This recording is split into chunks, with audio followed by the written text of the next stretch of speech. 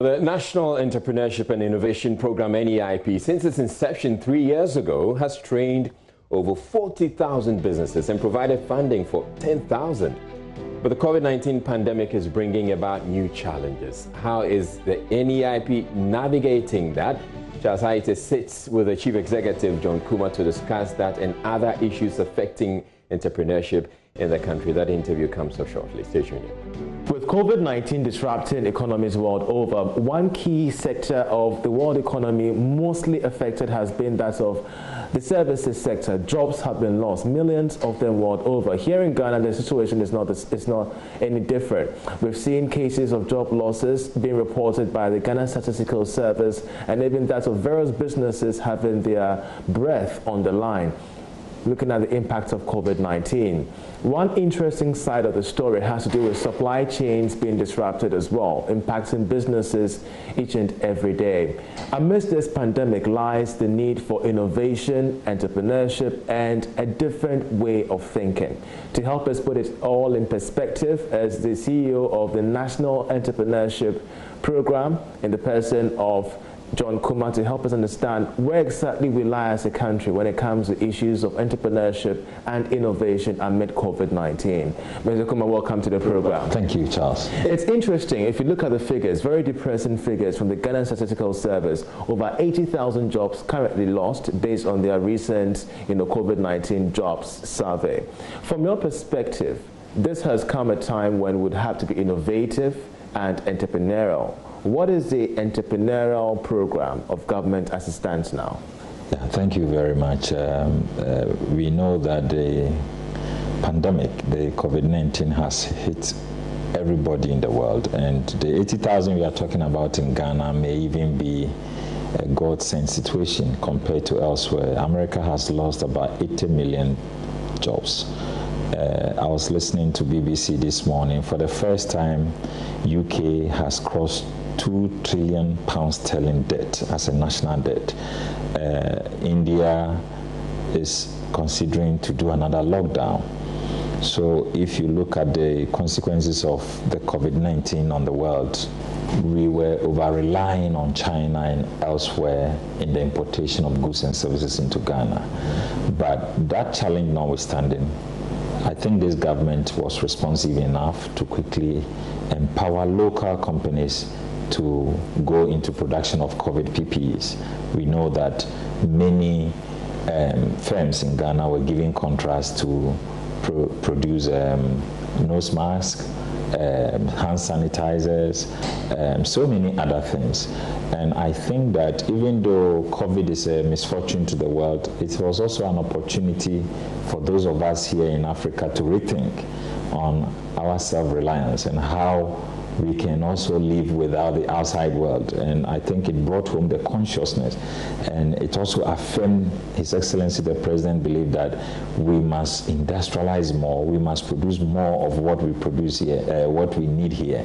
And of course, you can't do all this without innovation. We saw young people innovating various machines for not just Veronica Backers, but automated systems for people to be able to properly wash their hands to keep themselves from the COVID. Others might feel that our response so far when it comes to the SME sector, the entrepreneurship drive, has been a knee-jerk reaction. There hasn't been an established national innovation plan that hitherto could have soaked in the pressures of COVID-19. Well, I disagree with that position because since 2017, His Excellency set up the National Entrepreneurship and Innovation Program, of which I'm privileged to be the CEO.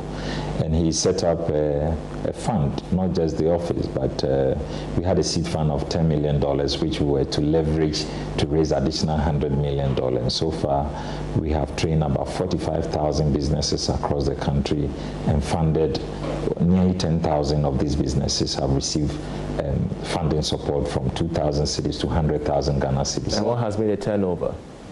Well, it's been massive turnover. I mean, if you follow the M&E reports of these businesses that we have funded, people always watch the environment. If you're a young man who aims to become a big entrepreneur in future, you are looking at what has happened to those who succeeded. If you succeed, and only to lose your business because of the environment that was created, it kind of scared a lot of people away. And I'm saying is the reason why we are not seeing the kind of job creation that we needed to see. But so the environment being the political environment, not partisan. We can do our partisan politics and still create jobs. But where you take over people's businesses in the name of politics and denying them their right of ownership to property. So that's partisan politics. No, it's not partisan politics. That is brutish politics. That is killing initiative and drive. And that is why we have not been seeing the entrepreneurial initiative of Ghanaians, because we have seen those who succeeded and what happened to them. But I can say that since in the Fourth Republic from 1992, some stability in our environment is gradually encouraging more people to come back to reinvest in Ghana. Because before, they could not even invest in Ghana because they are afraid of being chased away by the political environment. And what I'm saying is that all these things are important to let people believe that they can indeed invest and scale up in our country, and not just even invest and scale up, but they can go multinational even on our continent and then go beyond our continent. And we are lucky in our time as young people to hear that the intercontinental free trade area is being established in Ghana. What it means is that if we are bold enough to set up businesses and enterprises and start our production in our country, we can tap into a larger market. I mean, 1.4 billion population, $3 trillion annual, $3 trillion annual GDP that we can tap into. That's a bigger market. But are we bold enough? We are. We are more than bold. If we are bold, why do we keep having the interest rates high? Why do we still keep seeing the ease of doing business, being so difficult in our part of the world? Yes, it comes back to the environment I was talking about. A number of factors have contributed to why we continue to have high interest rate. The banks have continually argued that it's too risky to give out loans. We can't locate our customers after they've taken the loans. So address system has been a problem, and we have seen the frantic effort by this government to establish the digital address system, which we have seen is going on well. We have seen the National Identification Authority pacing up so that we'll be able to identify every individual in the country and be able to trace you to wherever you are. So unless we are able to improve the environment and change the climate, it will still become very risky for the banks. And do you think those innovations have indeed reduced, cost of lending, and even de-risked the cost of lending as well? Because they haven't. Well, I've told you that we will see a lag period for us to see the results of these interventions. The good thing is that we are not sitting down.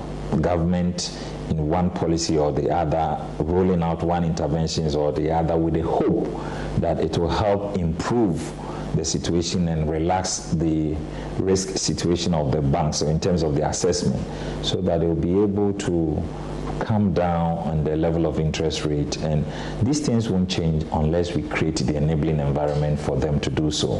And I'm saying that government is on course. So far, if you look at how things have even gone so far, I mean, just about 3 years ago, we were talking about 30 to 35% interest rate. It came down to about 25% interest rate. Now we are looking around 20-21% interest rate, but the target is to come as low as maybe 10 to 15% interest rate. And I believe we'll get there if we keep the pace and show serious and consistency. The Continental Free Trade Agreement area starts in January 2021, and out of it has been the concern of the routes of origin. So, member states would have to produce and export what they produce as well, and even consume what they produce. Here in Ghana, we have entrepreneurs come up with so many stuff. I mean, brilliant ideas. You can see even some of them behind you. But the issue of the massive scale, the scale factor is in there to meet global, even continental demand. I agree, but the good news is that there is a start. It's always important to start, and then you can look at the scale up. We don't have the capacity now in terms of our ability to do large numbers, but we have the ability to start. And And once we cross the starting stage and we are able to have market availability, the investment for the scale-up will follow. It's been 4 years since your administration took office, and we're just months away from the continental future, the current area. We are late. We are not. Immediately the government came in the past 3-4 years, they started a one district, one factory. The essence of these industries is to help fill the gap, is to help with the scale up, because before we were just importing. But now, at least, we have several industries being set up to do import substitution to feed the local market. Once we are able to have a bigger and larger market, what it will mean is that we are now going to scale up this one district, one factory to target bigger and larger markets and scale up. And that means there are more bigger opportunities in terms of job creation and even foreign exchange coming into our country. So we are on course. Entrepreneurs, when I'm talking of entrepreneurs, I'm talking of the youngsters out there. Are they really ready for the single African market? From your perspective, based on the programs you've rolled out under the NIP program? I think we are ready, but we need a lot of education and capacity building for them. You know, a number of constraints still face us as a continent. And one important observation we have to make is our transportation system. Sometimes it's even cheaper to travel to London from Accra than to go to, let's say, Tanzania, Dar es Salaam in Tanzania, or to Kenya. So these are some of the challenges, initial challenges that we may have to look at in terms of facilitating trade on our continent. The rail system across countries, all the 54 countries on the continent.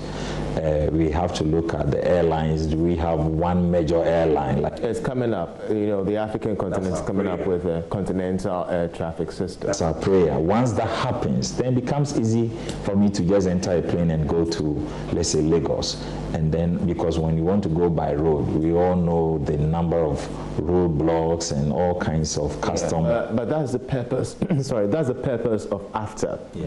And to ease, movement of, services and goods as well. But I'm very interested in getting to have a feel of the anxiety that most entrepreneurs are facing this time. Whenever they interact with you, coming up with their business ideas, their pitching modules, what kind of anxiety do you feel in them?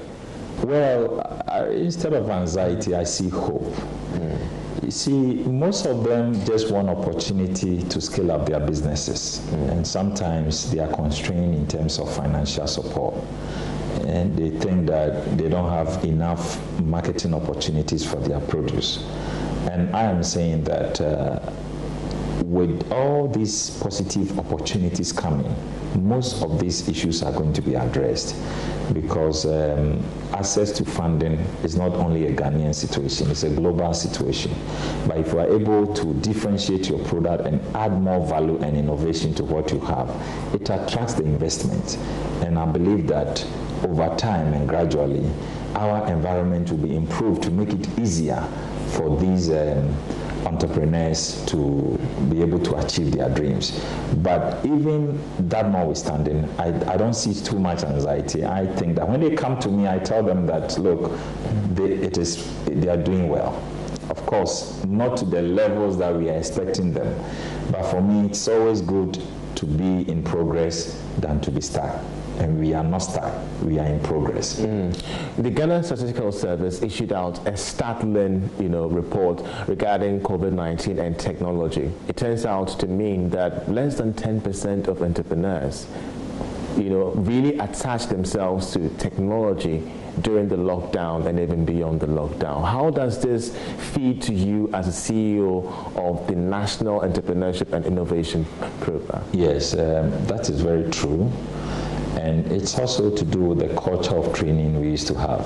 I mean, Ghana is just used to the traditional classroom learning. But the good news for me in this COVID situation is that now almost every student is doing their examination online.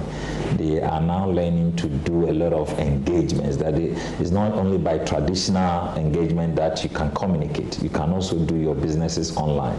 And that is preparing the next generation. And I've told you, I am not looking at immediate results. I'm prepared to give myself the next decade to see how some of these changes can happen. Because in the past 10 years, I remember even when I was in university few people had access to computers and laptops. But we're talking of an age where infrastructure, information infrastructure has been so dense to the extent that even our grandfathers have access to phones. We have seen the penetration of mobile telephony increase beyond even 90% in Ghana over the past few years. So, I mean, with this statistic coming on board, with not just people in the rural areas, but even those within the urban zone not switching to tech during COVID-19, it lays a clear picture of how they've been over the past years. Totally agree. Before COVID-19, few people will even listen to you about technology. But I'm saying that COVID has forced people to now learn it and appreciate it better. It is different having the phone, and another thing, knowing what the phone can be used for. And I can tell you that many people only receive calls on the phone.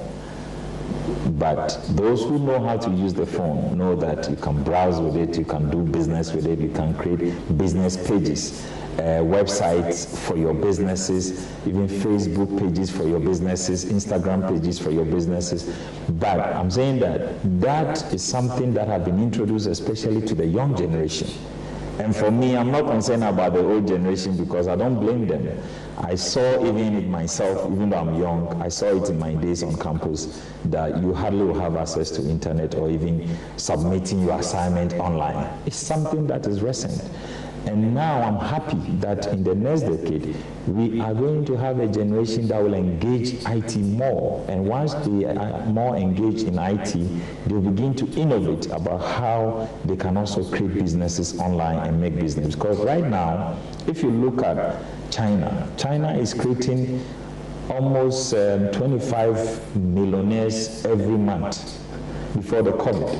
And they were creating like 2-3 billionaires every month, all because of digitalization. They are taking advantage of technology, they are taking advantage of new ideas and digitalizing it and making sure they scale up and make more money from it.